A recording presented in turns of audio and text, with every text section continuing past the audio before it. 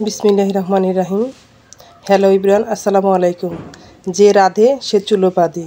প্রত্যেক মানুষের মধ্যে কিছু না কিছু গুণ আছে। সময় এবং সুযোগের অভাবে কেউ প্রকাশ করতে পারে, কেউ প্রকাশ করতে পারে না। কারো যারা আল্লাহ তাআলা অনেক গুণের গুণান্বিত করেছে, প্রত্যেক মানুষের আলাদা একটা বিশেষত্ব আছে। সেই বিশেষত্বের কারণে সে সব মানুষের থেকে আলাদা।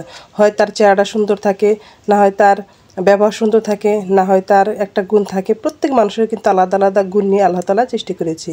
তো আমি এখানে দেখাচ্ছি যে আমার যে বাজারগুলো কী কী নিয়ে আসছে। হাট, আমাদের এখানে হাট হয় প্রত্যেক রবিবার এবং বৃহস্পতিবার। হাট থেকে কী কী নিয়ে আসছে এই যে দেখেন, জলপাই নিয়ে আসছে, মরিচ নিয়ে আসছে, মিষ্টি কুমড়া, বেগুন, আর নিয়ে আসছে আপেল, ছোটো বাবুর জন্য আপেল নিয়ে আসছে, লাউ নিয়ে আসছে, ধনিয়া পাতা এগুলো নিয়ে আসছে, আর নিয়ে আসছে মাছ। এতে পাবদা মাছ নিয়ে আসছে। এই পাবদা মাছ দিয়ে এই বেগুন দিয়ে রান্না করবো, সেই জন্য এই মাছগুলো সুন্দর করে কেটে আমি ধুয়ে নিয়ে নিয়েছি। আর এদিকে দেখেন, রান্নাঘরে এসেছি। রান্নাঘরে এসে রান্নাঘরটা সুন্দর করে পরিষ্কার করে নিচ্ছি।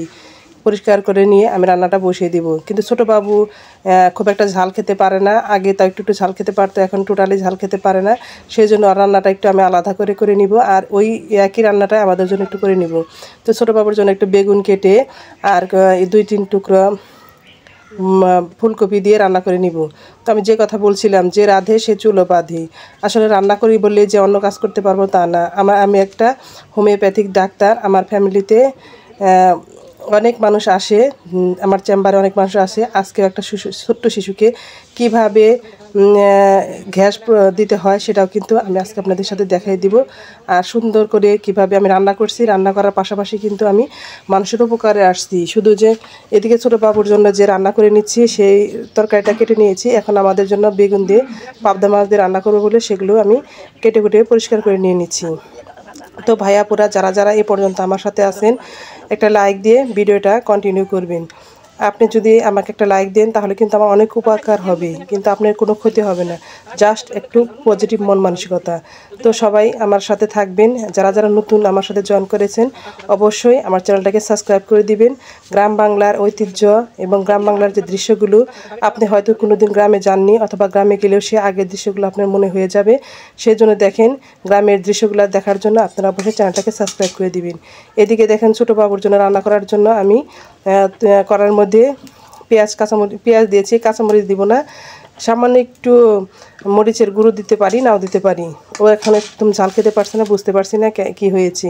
তো এদিকে দেখেন, আমার কিন্তু রান্না করতে গিয়ে একদিকে কিন্তু লাকড়িতে রান্না করতে হয়। এই যে নিভে যায়, আবার জলে এই যে নিভে যায়, এরকম করে কিন্তু রান্না করতে হয়। খুব কষ্ট করে রান্না করি এবং এই রান্নার ভিডিওগুলো আপনাদের সাথে শেয়ার করি। আপনারা যদি একটু না দেখেন তাহলে কিন্তু আমার ভিডিও করাটাই বৃথা হয়ে যাবে। তো হলুদ আর ধনিয়া গুঁড়া সব কিছু দিয়ে দিয়েছি। জিরা পাউডার দিয়ে দিয়েছি। আর এটাকে একটু কষিয়ে, একটু পানি দিয়ে কষিয়ে, তার মাছটাকে কষিয়ে তারপরে আমি কিন্তু বাবুর জন্য রান্না করে নিব। এদিকে দেখেন, আমার কিছু পেশেন্ট এসে গেছে, তাদেরকে আমি এখন দেখব এবং তাদের যে একটা ছোট্ট বাবু নিয়ে আসছে, ওই বাচ্চাটাকে আমি গ্যাস দিব। কিভাবে গ্যাস দিতে হয় সেটা কিন্তু দেখা দিব। এই দেখেন, আমি রান্না করছি, রান্নার পাশাপাশি কিন্তু আমার বিজনেসটাও চলছে। এতে কিন্তু মানুষের উপকারও হচ্ছে, আমারও কিছু ইনকাম হচ্ছে। এভাবে কিন্তু আমরা যারা যারা গৃহিণী আছি তারাও কিন্তু একটা কিছু করে সংসারে না হোক, আমার নিজের আনন্দের জন্য তো কিছু করতে পারি। এদিকে দেখেন, মাছগুলো আমি কষিয়ে নিয়েছি। আর এই যে কেটে কুটে রেখেছি যে সেই বেগুন আর ফুলকপিটা অ্যাড করে দিয়ে দিলাম।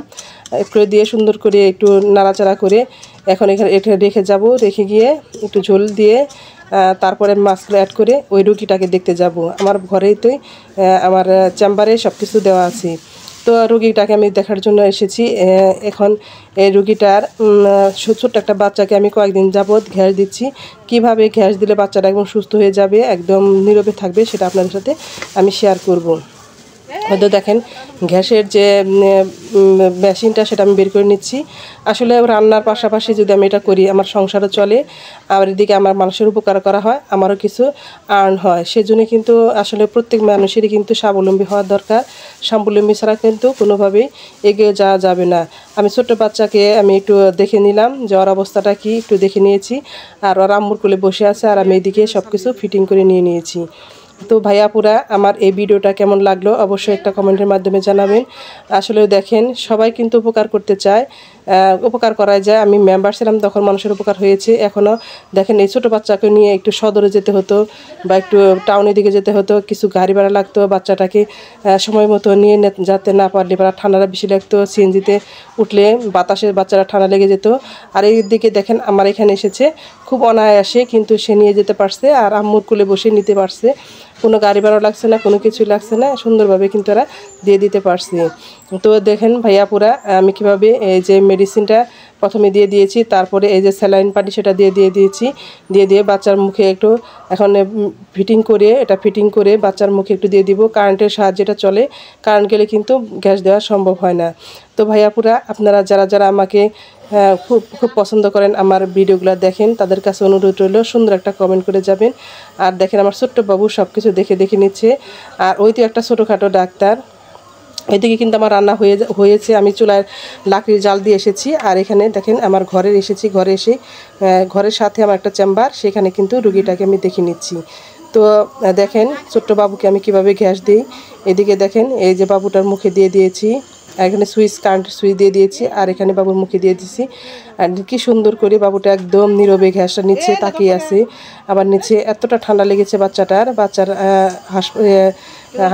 ডক্টরের কাছে নিয়ে গেছিলো, তারা গ্যাস রেকমেন্ড করেছে। আর এই দেখেন তাকিয়ে দেখছি কি সুন্দর। আসলে দেখেন উপকার করতে গেলে অনেকভাবে উপকার করা যায়, সবসময় যে টাকা পয়সা নিয়ে উপকার করতে হবে তা না, মানুষের কিন্তু অনেক উপকার করা যায়। এই ছোট্ট বাবুরাও সব কিছু তাকিয়ে দেখছে। তো ভাই আপুরা আমার ভিডিওটির কোথাও কোনো অংশ যদি আপনাদের ভালো লেগে যায়, প্লিজ একটা লাইক দিয়ে দিবেন। আপনার একটা লাইকই পারে আমার ছোট্ট চ্যানেলটাকে আরও 10 জন ভাই আপুর কাছে পৌঁছে দিতে। আপনি যদি একটু পজিটিভ মন মানসিকতা নিয়ে একটা লাইক দিয়ে দেন, আমার চ্যানেলটাকে সাবস্ক্রাইব করেন, আমি অবশ্যই আপনার কাছে কৃতজ্ঞ থাকবো আজীবন।